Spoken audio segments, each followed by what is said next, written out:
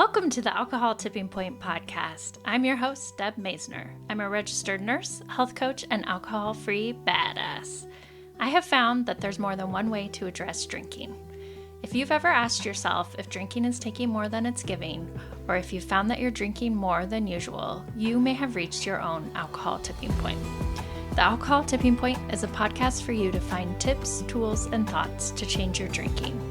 Whether you're ready to quit forever or a week, this is the place for you. You are not stuck and you can change. Let's get started.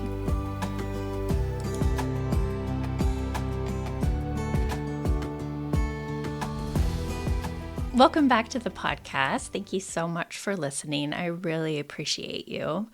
I want to take a sec to invite you to the next Alcoholiday. It's a monthly dry group where I help people practice not drinking. This is for you if you feel like you're struggling, if you feel like you're stuck, if you feel like you're broken, you're never going to get it. I want to just support you and arm you with lots of different tools to battle cravings, work on your thinking about drinking, be more kind and compassionate to yourself as you're doing this. You know, drinking is a habit, and it's probably something you've done for years or decades even. So it takes a while to unwind it. And that's why I'm so passionate about focusing on practicing not drinking, working on progress, not perfection. I love the saying, focus on the direction, not perfection. And I think it's important just to have these types of groups, programs that just give you a safe place that has no shame, no judgment. A safe place where you can just learn new tools and just start unwinding the habit so that it gets easier and easier for you to drink less or not at all. I would love to have you join the next Alcoholiday. It starts the first of every month. As a podcast listener, you always get 20% off by using the code LOVE, L-O-V-E. And it is hosted on a private platform. It is a HIPAA protected platform. It's really important to me as a nurse just to have privacy and a safe place for you. And what you get is daily emails, lessons, accountability. You get lots and lots of tools to battle cravings. You get a really detailed guidebook, journal to help you out during those 30 days, 31 days, whatever the length of the month is. And then you get downloadable audio meditations, just something to go to when you're feeling a craving. We also do weekly group chats, weekly group support calls led by me and another sober coach twice a week. And then there's also a private chat where you can just share with others, support others. And it's just a great place to practice not drinking. The cost is $89. US dollars, that is. So it's less than $3 a day. Plus, use that LOVE code to get your discount. And just a little background on me, I have been a registered nurse for 20 years. I'm a board certified health coach. I'm a smart recovery certified facilitator, an addiction certified mental health professional. I'm a mindfulness instructor. And then you all know I like to call myself an alcohol-free badass. I've been alcohol-free for almost 4.5 years now. So I would love to see you in the next group. You can sign up at alcoholtippingpoint.com/alcoholiday and join there. I also will link it in my show notes. Wherever you are with your drinking journey, just know that I am rooting for you, that you are not broken, and you can change. Thanks so much. Welcome back to the Alcohol Tipping Point podcast. Today I have a return guest, McGuire Davidson. I am so excited to have her on the show again and excited to meet her in real life at the Seattle Sober in the City event that's in September. Check that out, people. I will put it in the show links too, because Casey and I will both be there. But if you're not familiar with Casey, she is a life and sobriety coach, and she's the host of the Hello Someday podcast for sober curious women, which is just a fantastic podcast. I've had the honor of being on Casey's show 2 times now, and this is her second time on my show. So welcome, Casey. Oh, thank you. I am really excited to meet you in person as well, and excited for the event. Yes, so much. So we were thinking what to talk about today. And what I really wanted to talk about was like, how do you stay sober in the long term? Because you've been alcohol free for 8 years, is that right? Yeah. Yes. Yeah. And I'm 4.5. Nice. And it's so interesting how different this journey is from like your first 30 days to Yeah. 100 days to that first year, the second year, that it's just so much growth and transformation and your needs are different at different Yeah. times. So we wanted to talk about that, but before we get started, can you share like your journey, how you got alcohol free? Yeah. And I think this actually applies to the topic as well in terms of how do you go from worrying about your drinking to trying to stop to finally getting some sober momentum, getting 30 days, 60 days, 100 days, 6 months, to how do you sustain that and not go back to drinking? Because I was always a big drinker. I mean, in college, I played women rugby. I loved the keg parties. When I graduated college, I thought I was all grown up. Which by the way, I was not. So I was like opening a bottle of red wine in my crappy basement apartment while eating Lucky Charms for dinner because I did not know how to cook at all. And that I was like, "Oh, I'm so grown up. This is so sophisticated." And I would go out with my friends and drink cocktails at bars because it was the first time I could do that in a city, and met my husband. And then we moved out to Seattle, and we were just deep in the, sort of dual income, no kids world where we had lots of friends. We went camping a lot. We had lots of dinner parties, and then the mom wine culture, right? So it wasn't like I never drank often. Like pretty early, I got into drinking every night, but it wasn't, I was like drinking a glass or two every night because I thought that's what adults did, but it wasn't to the point of consistently what they classify as binging, right? Like 4 or more drinks a night.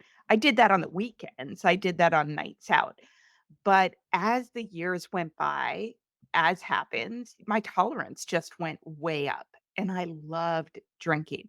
So, I got to the point of a bottle of wine a night. I was waking up at 3 AM. I had crushing anxiety. For a while, I worried about my drinking, but I did not connect it to the 3 AM wake ups and anxiety. I just was pretty oblivious. I understood hangovers clearly because I had them often, but I didn't know all the stuff connected to it. I was going to my psychiatrist and going like, "Oh my god, I have so much anxiety because of my work, and I wake up with anxiety in the middle of the night." So she was then, I mean, of course, I didn't tell her how I drank. So I was like, "Oh, yeah, couple glasses of wine, couple times a week." So then she'd prescribe me antidepressants or anti-anxiety and Ambien to sleep through the night. And, it was dangerous to take Ambien on a bottle of wine a night. I didn't totally realize that at the time again. But as the years went on, I was like, "Oh, no. This is something I gotta get a handle on," and I tried everything I could do to control it without actually giving it up. So, I'm gonna sign up for 5:30 AM workouts. I'm gonna join a running club at night because then I won't drink a couple nights a week.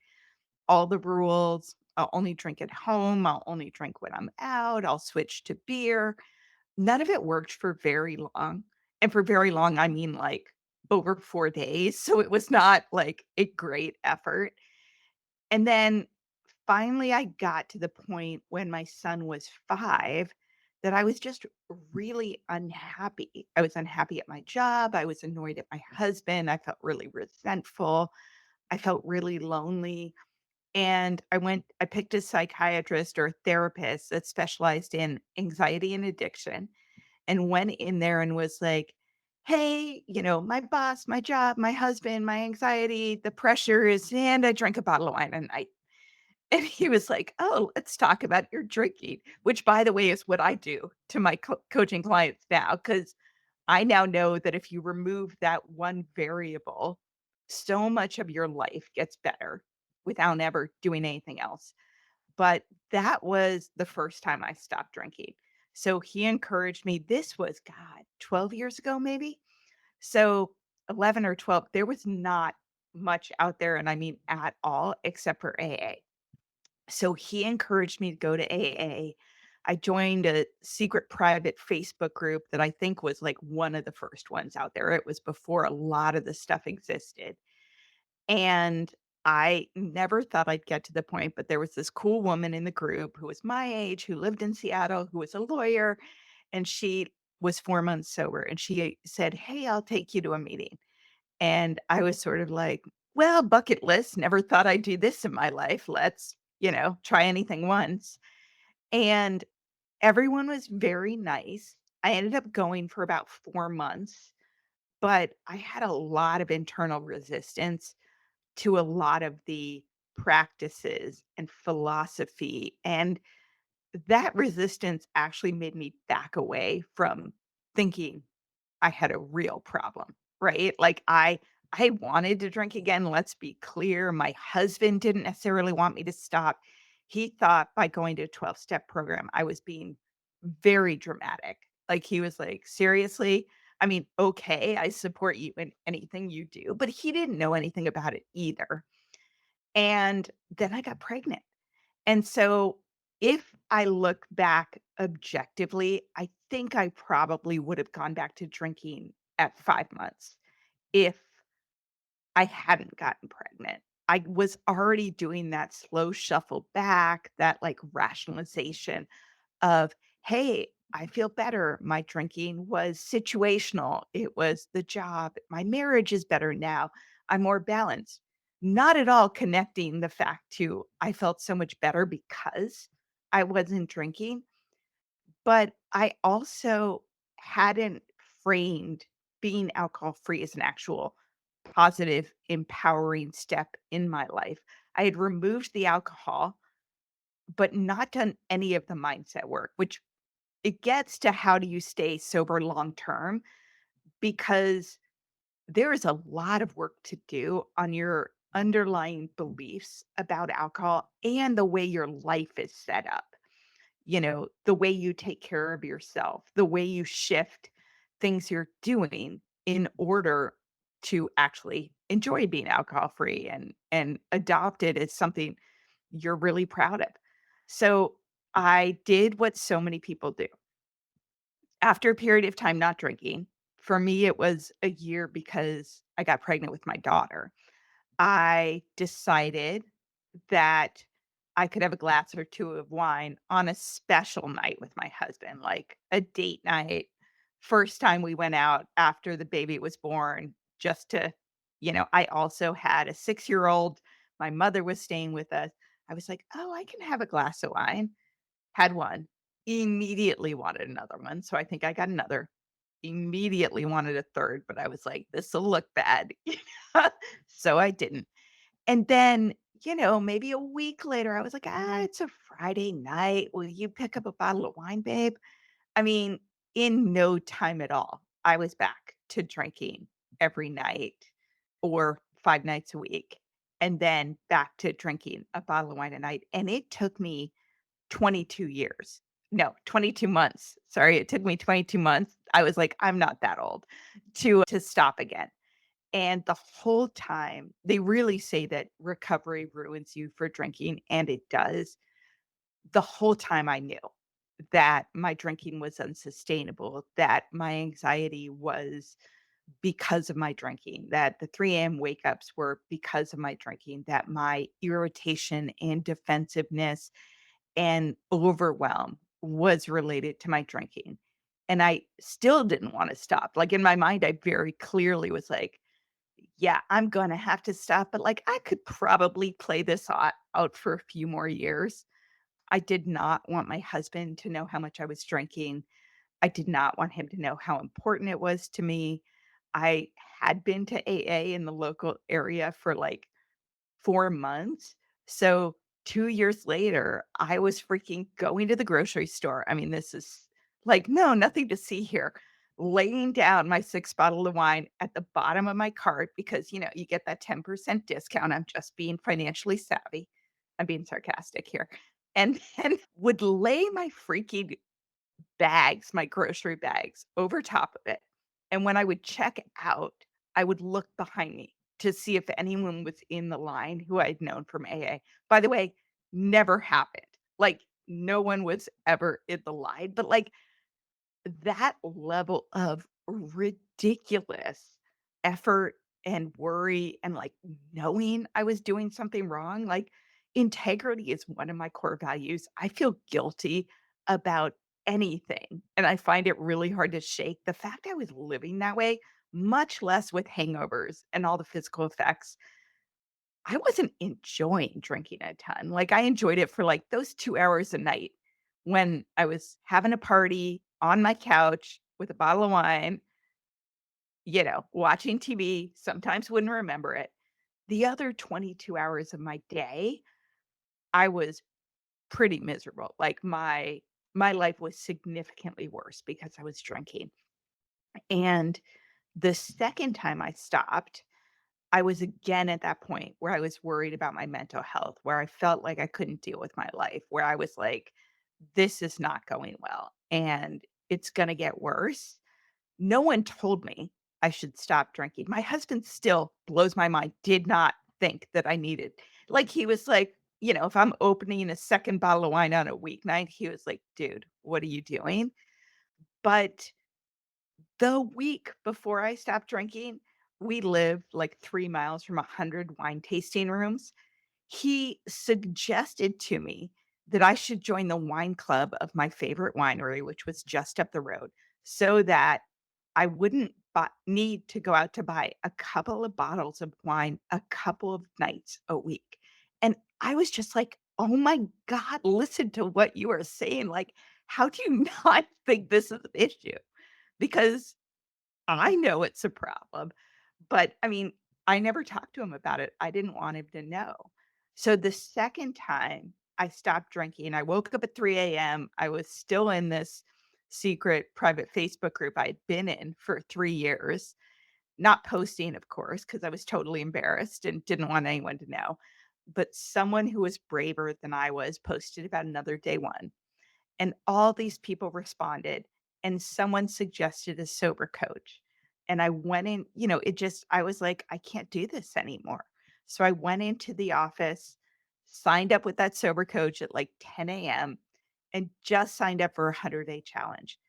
And that was my last drink over 8 years ago. The difference this time was, 1, my illusions about it being situational, yeah, they were gone. Like, I was like, "Oh, it's the alcohol." And I also knew how hard it was to get a day one to stick, like, so hard. So the next time I got sober momentum, I was like, "I am not going back to drinking." And the coach I worked with was really positive and empowering and didn't use labels and also kinda held my hand through every phase, so I didn't get too in my head about it. It was, "All right, I'm going out to dinner with another couple. Let's figure out how to get through this. Okay, I'm really proud of myself. Oh, wow, I ran the first 10K in 6 years. I'm really proud of myself. Oh my god, I'm going to Italy on vacation. I am not drinking." All the support, and then I am so proud of myself. So that was the difference. That was really long. So was that okay? Yes, that was I mean, I just love hearing stories and how people got to where they're at, and I mean, there's so many similarities, and then, you have your unique path and whatnot. So, it was all that to say, like, the first time was really different than this last time that made it stick. Because I think, Yeah. I get the question all the time from people who are like, "How did you make it stick?" Right? Mhm. How did this time work? People wanna know that, like, how did it work? So you mentioned and maybe it will be helpful just to talk about the different phases of Yeah. sobriety and how to Yeah. approach them differently. Do you wanna kinda guide us through that? Yeah. And, jump in too because you've got a Yeah. lot of experience doing this and helping people through it. But I think when you stop drinking, there are definitely different phases of the process, and you need different support at each phase of the process. The support you need doesn't really change. The type of support you need and the type of community and feedback you need changes. So, in your first 30 days, 40 days, 60 days, I really needed to tap into sober support, whether it was emailing my coach, listening to podcasts, listening to coaching audios, plugging into an online community. I needed that for an hour or two every day. I just did. There were so many beliefs about alcohol, habits, fears about what people would think, self-doubts as to whether I could do this. I needed to almost decondition my mind, sort of like brainwash myself from 20 years or an entire lifetime of beliefs about how alcohol helps us and that quote unquote only those people who are, seriously addicted to alcohol would ever stop. I needed to change that. And so I really needed that support every single day and taking it day by day. I mean, I signed up with my coach and I wanted to drink that night. And I was just like, oh my God, how is this happening? That this morning at 10 a.m., I was like, Jesus, this is a serious problem. And by 6 p.m., I was like, for the millionth time, maybe I'll have a glass. But I didn't because I was like, I now have accountability. I've said, I'm gonna do this, and someone is holding me to it. Honestly, I feel like it helped me that I am like a gold star girl and a huge people pleaser because suddenly I didn't wanna let my coach down, right? Like, I wanted the pat on the head from her, and she was telling me that I needed to lower the bar. She was telling me that I needed sober treats. She was telling me that just see how you feel. Just this is an experiment that nobody needs to drink. All those messages I needed. When I got to 30 days, that's kind of a tricky point because like somehow your mind forgets how bad you felt and how much you wanted this and you're like, I did 30 days. I'm probably good. I can moderate now." So like getting through that hump was really important. I signed up for a 100-day challenge and I was really focused on hitting that milestone. And as you hit that milestone, it's tricky too because you're so focused on it that you're like, "Oh my god, my life should be perfect now. I did 100 days alcohol free."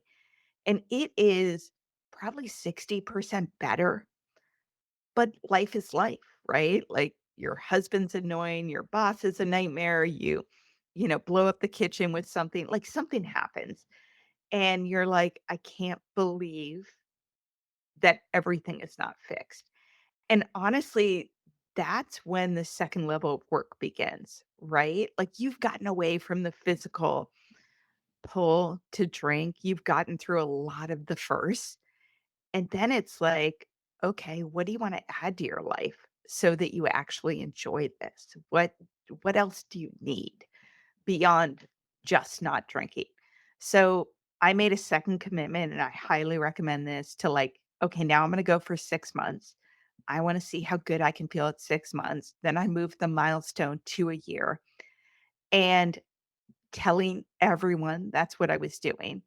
Most people in my life saw how much healthier I was. I had not everyone has this, but I'd lost a lot of weight. My skin looked better. I was more calm. I was more even. So, like, no one was like, "Oh, you were more fun when you were drinking." Everybody was like, "What are you doing?" Like, even my boss was like, "I'm going to do a 30-day break because you look so good." And it was funny because I was like, "You have no idea what was going on and how hard it was for me." And she's like, "I told my personal trainer." I'm like, "Sure, do it." And then at 4 months, I call it like you have these aftermath problems from drinking, right? Which is like the physical pull, the habitual pull, the irritation, the withdrawal, all the hangovers, like, that goes away within your first 30 days, usually 60 days. Like, that stuff, you feel a lot better. You're sleeping through the night. But then you have all these underlying problems, which is why you started drinking in the first place. I always think the question is, like, what do you not have to deal with when you drink? And that's the thing. So for me, it was anxiety, like real anxiety that was unrelated to drinking. My anxiety got like 60% better, but then at 4 months, a huge trigger for me was work and layoffs and absorbing that work. I worked in digital marketing in Seattle. There were always reorgs and layoffs and rumors and financial security. That was something that really triggered me.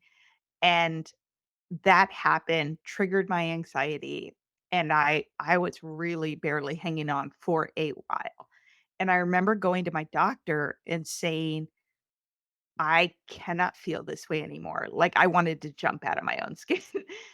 And I can't go back to drinking. So you have to help me.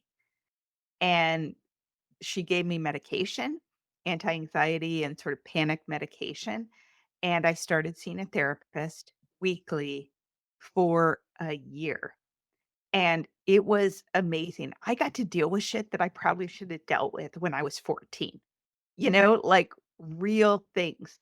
But the other thing that she helped me with was I had a mood disorder that had been undiagnosed, and I never would have figured that out if I was drinking.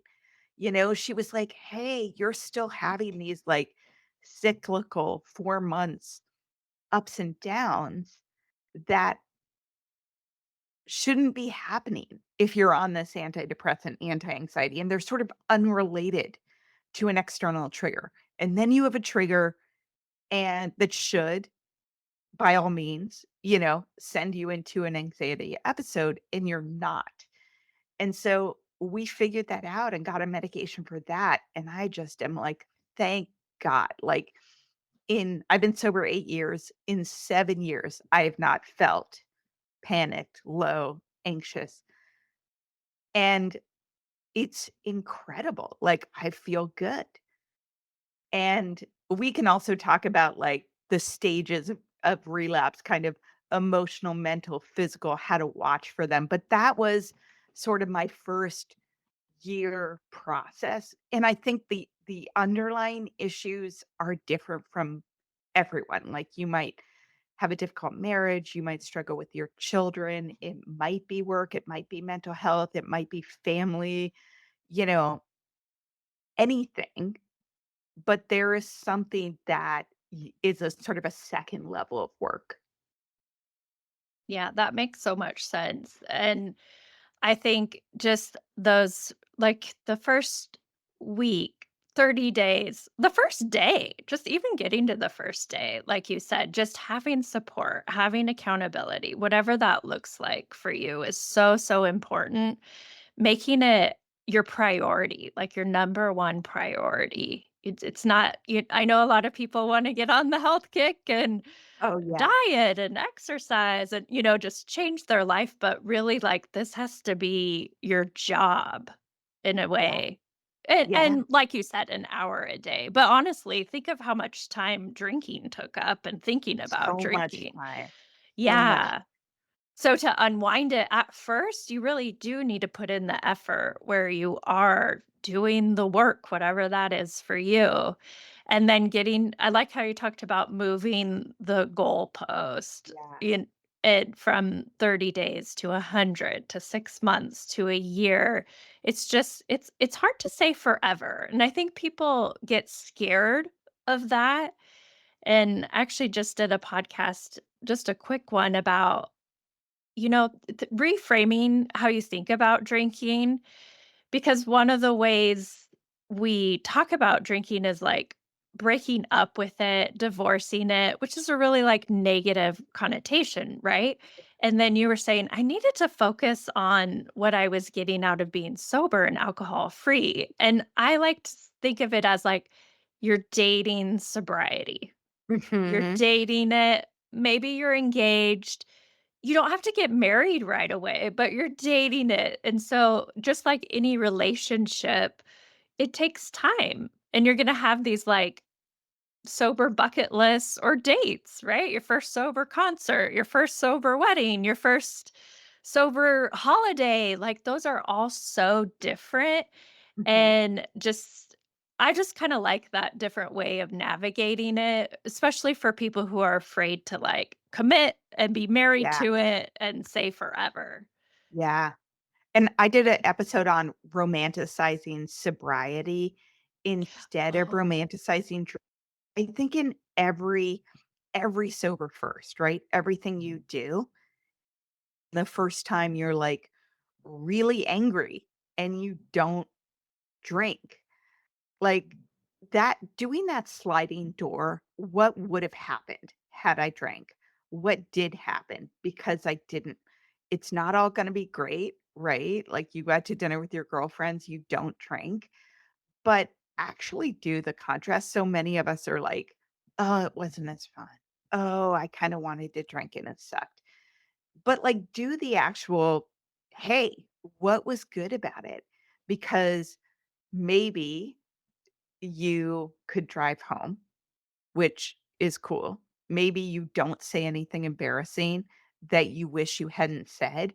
Maybe you get to go home and actually take off your makeup and brush your teeth and sleep through the night. Maybe the next morning you get to go out for a run. So, like, yes, you missed out on that, like, freaking dopamine hit that slows your nervous system, that makes you all buzzy, right? But you also got all this other stuff that's positive out of it, and just keep doing that. Treat it with curiosity, treat it with experimentation, and look forward, and that really, really helps. I love that, romanticizing sobriety. Because you're right, you do get to the point where you're kinda like, "Well, it wasn't that bad." Yeah, And that's just normal, that whole fading effect bias where we yeah. tend to forget the negative things, so we do them again, like childbirth. Oh my god. Yeah, I but remember driving to the hospital with my husband, with my 2nd daughter, and I was like, "I forgot that I really, really, really don't like this." He was, like, laughing at me, and I was like, "It's not funny. This yeah, it's this your fault. hurts. I'm scared." Yeah, but we forget, and maybe we'll get to this as we talk about stacking up the years of being sober. Yeah, I'm 4.5, you're 8 years, and even now, I I, of course, get to talk to a lot of people in the first days, and it keeps me humble and reminds me like, "Oh, this shit is hard." But yeah, and also just to give people hope, you kind of forget you about do. how You hard do. it was and the bad parts once you're through them. But it's Yeah, that, oh, getting through them, the 100 days, the 6 months, the 1 year. And then yeah, one other and thing. go Oh, go ahead. ahead. No, tell me. Oh, I was just gonna say the other thing I'm glad that you shared about was when you remove the alcohol, then you're seeing, okay, what's left here, and it can uncover other problems. Mhm. Just like you said, you had a mood disorder that wasn't diagnosed. I had an undiagnosed migraines. I Oh, just wow. thought I just had wicked hangovers, right? Isn't I that just thought, terrible? We're so freaking hard on ourselves. Like, we blame the alcohol, and we're mad at ourselves for drinking, and we don't wanna tell anyone. So we spend years suffering. oh, suffer, and I thought, "Oh, I deserve this. I Yep. deserve to feel this kind of pain because I did this to myself." Yeah. So that was interesting, and then the other story I like to share for people is someone had posted on one of those Facebook groups that they had woken up. They were a couple months sober. They'd woken up and they were having like just kind of anxiety and palpitations and some heart issues. And she ended up going in, and turns out she was having a heart attack. Oh my god. But she said, "If I had still been drinking and I had woken up with these same symptoms, I would have just written it off as a hangover, feeling Yep, this awful, the heart racing, all of that, the high blood pressure, like, "Oh, I'm just hungover," and she wouldn't have gone to the hospital, and she could have died, that's honestly. terrifying. And, like, true, we are so hard on ourselves, and one of the best things I love about when you stop drinking is, like, we're so much nicer to ourselves. Like, I still screw up, right? Like, I still forget things. My husband's still like, "Oh, yeah, I'm going out tonight because 'cause I've got this, like, coaching thing," and I'm like, "Oh, you did?" And he's like, "I told you. We talked about this." That used to send me into a defensive shame, guilt spiral. Like, I'd just be like, "Oh my god, I'm gonna have to play this off. I don't want him to know that I don't remember." I'd even be like, "Is he screwing with me? Like, I seriously don't remember this." I mean, that's just one tiny example, but now I'm like, "Oh, sorry." Like, literally water up a duck. Do not absorb it emotionally at all. Don't get defensive about it. Like, I'm just like, "Oh, yeah, don't remember that." I mean, it is lovely.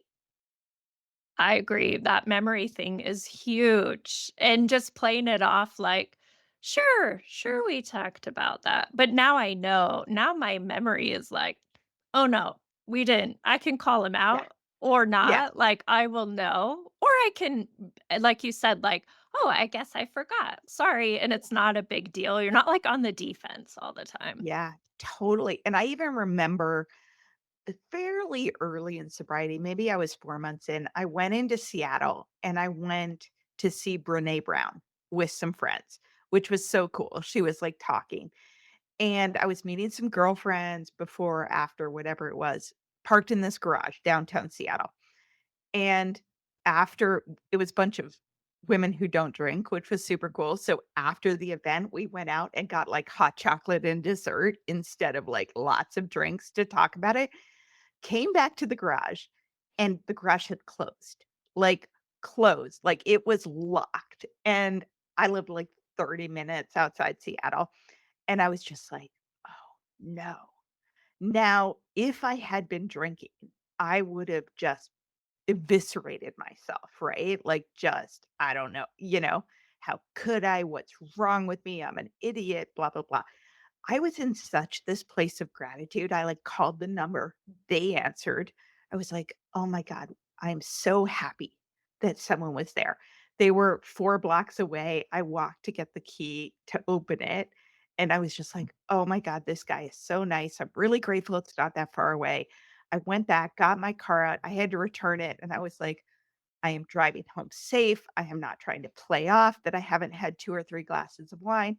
And then the guy didn't charge me. And I was like, he is so freaking nice, and drove home. And it was just, it's ridiculous. I mean, talk about romanticizing sobriety. I was just like, thank God I hadn't been drinking, thank God this guy's so nice. That night, it would have been a mess for days of, like, anger, resentment, defensiveness, blaming others. I mean, you name it? Yeah, I think doing those sliding door moments like you talk about, like, okay, if I choose this path, this drinking path, here's what would happen. And if I choose this alcohol-free path, here's what happens. And Yeah, I mean, that's a useful thought exercise. yeah, it totally is. And the other thing I was gonna say was after that first year, I was sort of like I was super proud of myself, and because I had gone back to drinking before at a year, I was not gonna do that, and what I still don't think about forever. I never thought about forever then because I was like, "This doesn't serve me," but I know I feel better now. I know I'm happier now. So I was like, "You know what? I think I'm done." And everybody's like, "Oh my god, never again?" I was like, "I don't know, but I think I'm done." And what I liked at that point, as opposed to when I was in a 12-step program, no shade on it, just this approach worked for me better, is it it it didn't define me. Like, I didn't want to sit around and being like, "Oh my god, I'm sober." So, as big as drinking was my identity when I was drinking, to the point where, like, I would you're getting to know someone, I literally would be like, "Yeah, I'm married, I have 2 kids, I work in marketing, I'm a red wine girl, I live in Seattle." Like, it was that big in who I thought I was. It flipped to like, "Hey, I'm married, I have 2 kids, I work in digital marketing, I don't drink, I live in Seattle." Like, it was a small part of who I was, but an important one. Do you know what I mean? Yeah, definitely. And I think I could so relate to proudly proclaiming my lushness. Yes, Just right? like, It was like and this I'm a metaphor for, lush. like, I'm a good time. Right, I'm a lush, and just, like, basing who you hang out with, just having that be your whole identity, and I know that's the case for a lot of people, and a lot of people who end up in the beverage industry, or it's something where they're really tied to it. It becomes like their hobby and Oh, their yeah. identity, and that can be hard to change. Yeah.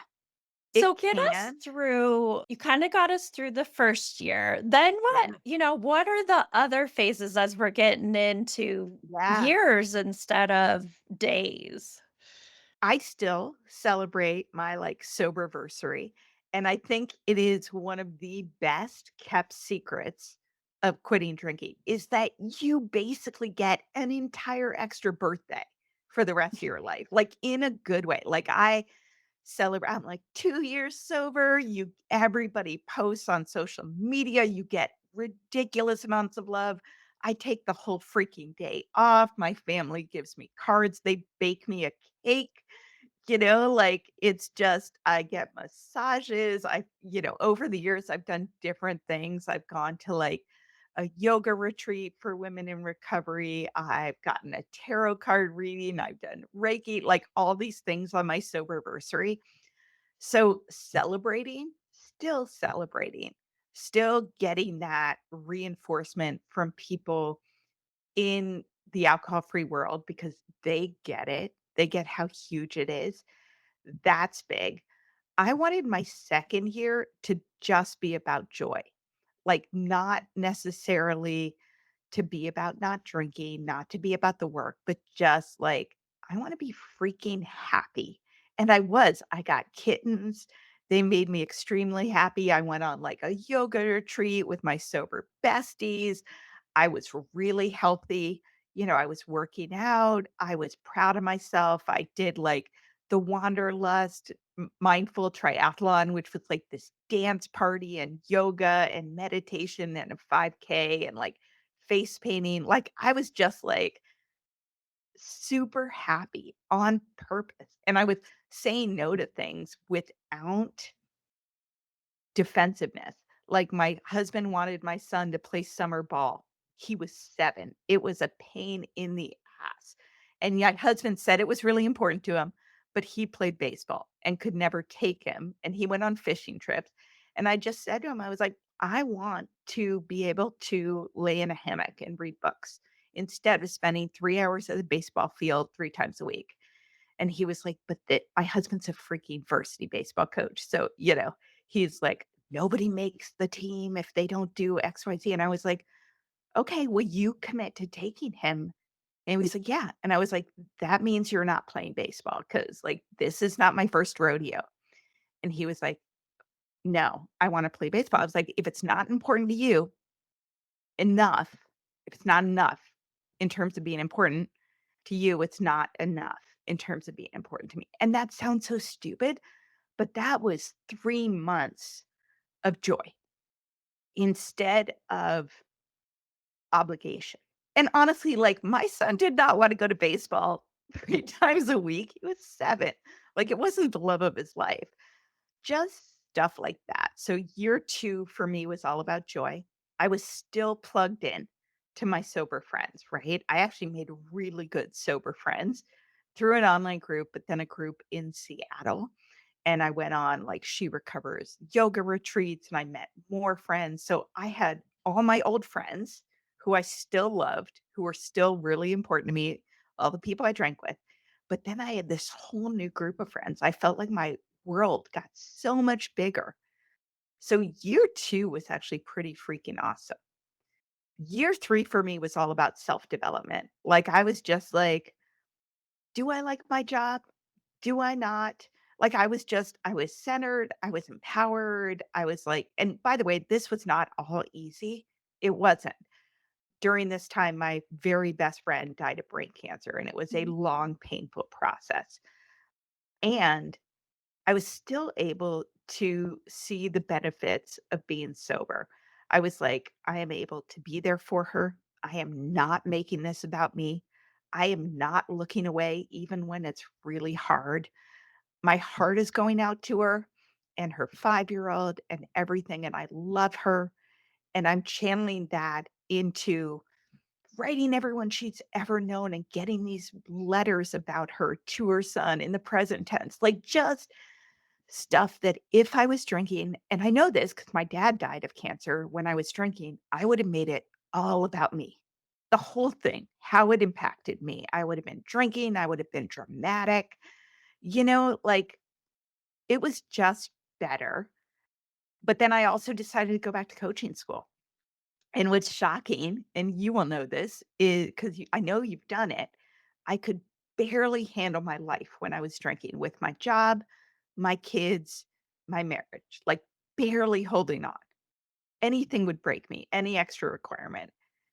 And when I was sober, 3 years sober, I had the same job, the same kids, the same marriage. Somehow went back to coaching school for 9 months on nights and weekends, started my practice, and was not stressed out. I mean, it's crazy. So what about you? That was year 3 for me.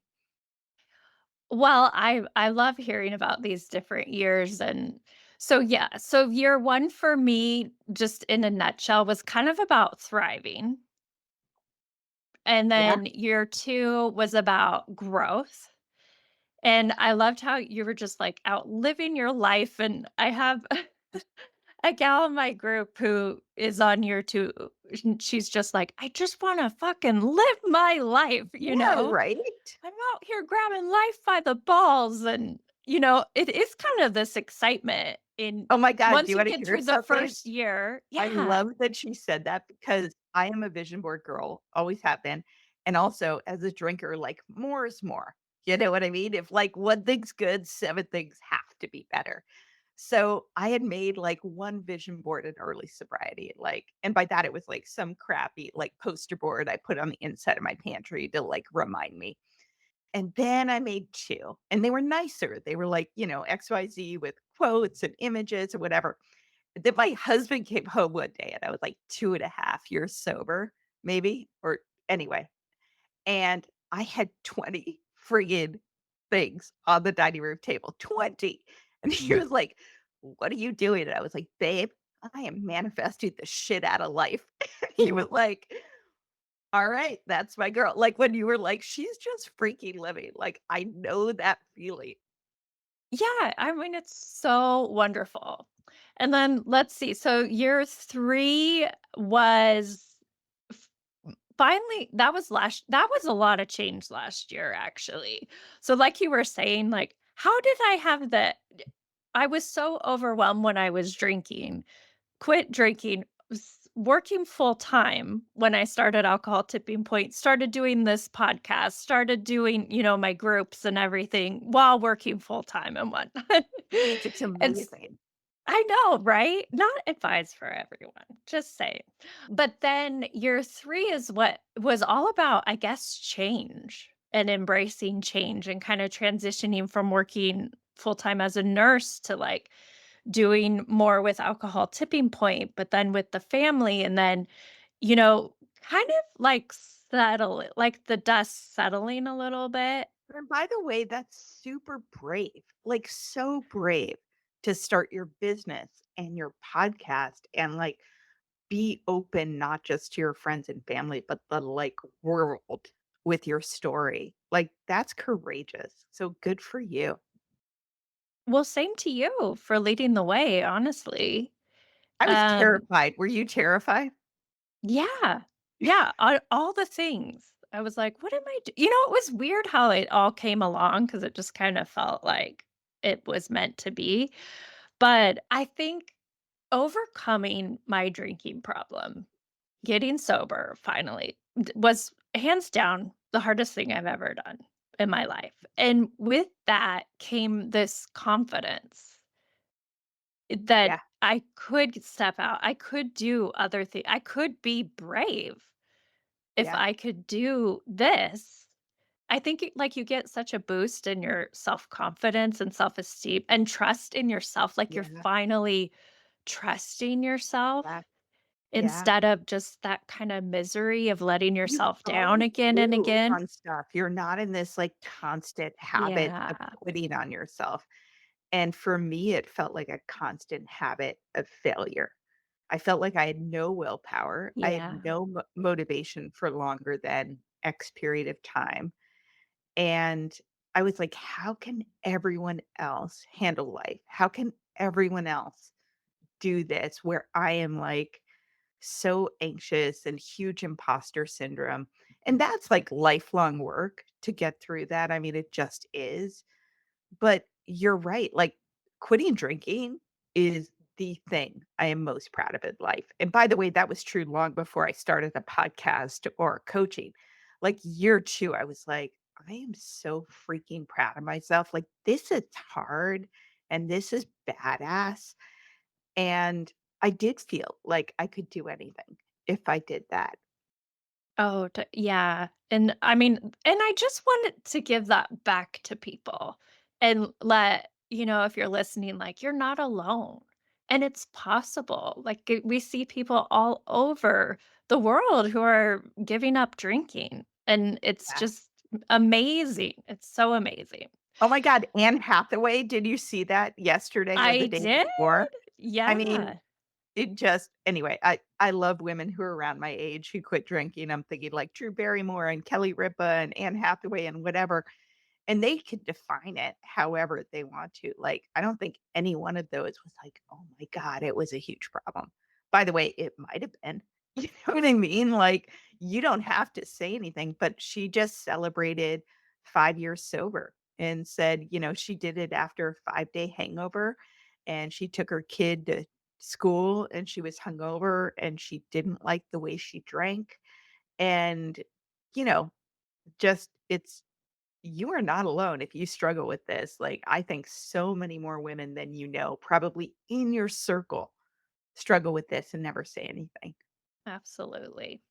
And I think there is some statistic at the 5-year mark where you're kinda once if you get to 5 years alcohol free, then you're considered Yeah, like not cured, but 90%, like yeah, have you heard 90% that? of people who make it to 5 years don't go back. Yeah, I've interviewed someone who said that stat, and I think that you still like, I love Atomic Habits by James Clear. It's so great, and he talks Same. about how you start off with a goal-based habit, right? In my mind, that's like 30 days, 60 days, 100 days, right?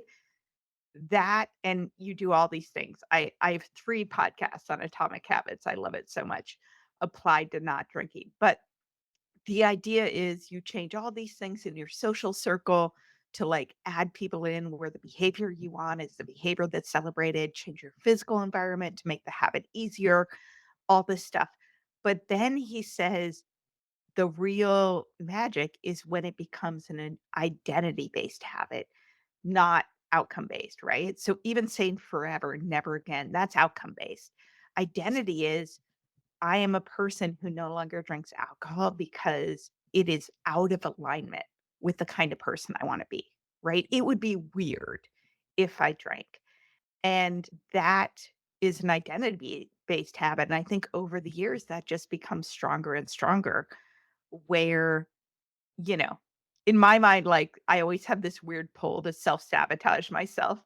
Like, it just is I think I just wanna rebel or be bad or screw up my life somehow, and I kinda need to resist that a little bit and be like, "Alright, I can mess around with my life in a lot of ways." Drinking is not one of them. That one I know will drag me down. So if I want to rebel, I'm going to Provence with 3 girlfriends in July, all of whom are sober. Like, that's a rebellion from having a 10-year-old and a 16-year-old and a husband. Like, that's pretty fun.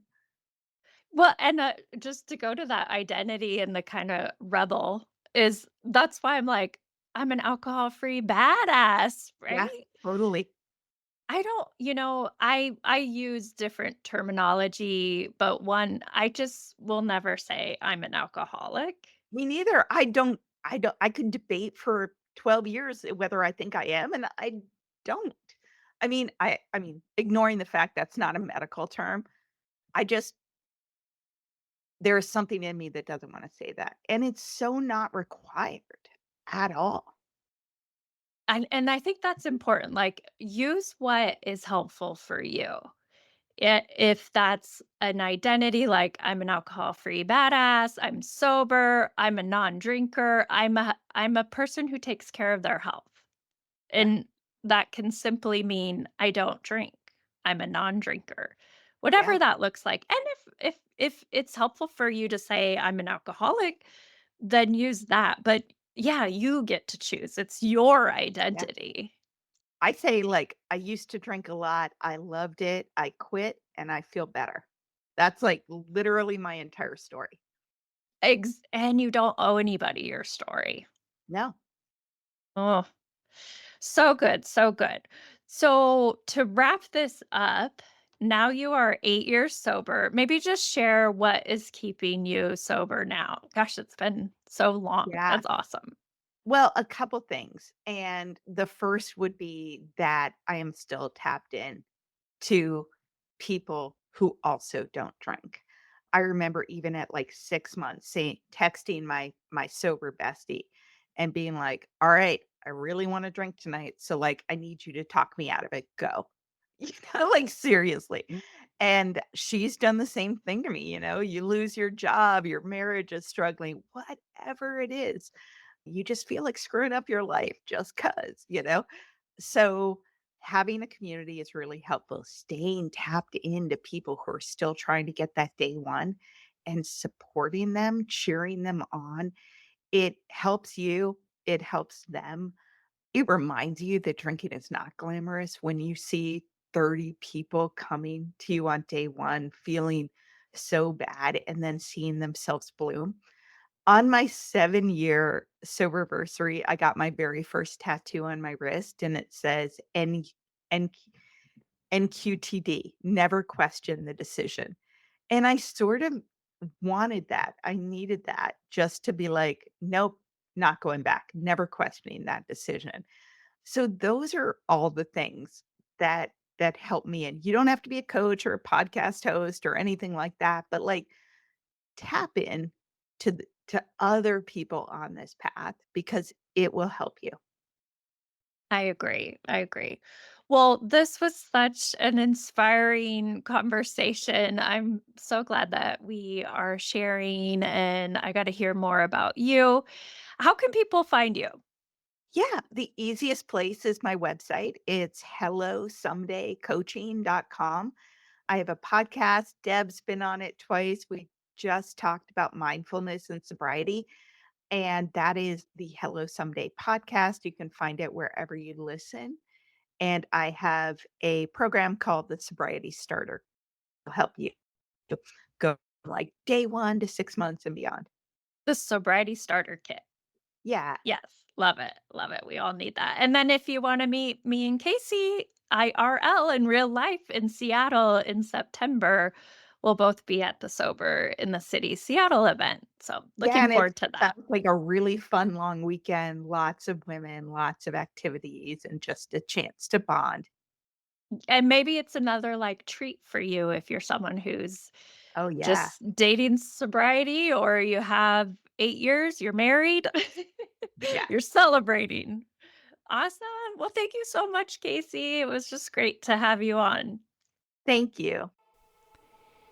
Thank you so much for listening to this episode of the Alcohol Tipping Point podcast. Please share and review the show so you can help other people too. I want you to know I'm always here for you, so please reach out and talk to me on Instagram at Alcohol Tipping Point, and check out my website, alcoholtippingpoint.com, for free resources and help. No matter where you are on your drinking journey, I want to encourage you to just keep practicing, keep going. I promise you are not alone and you are worth it. Every day you practice not drinking is a day you can learn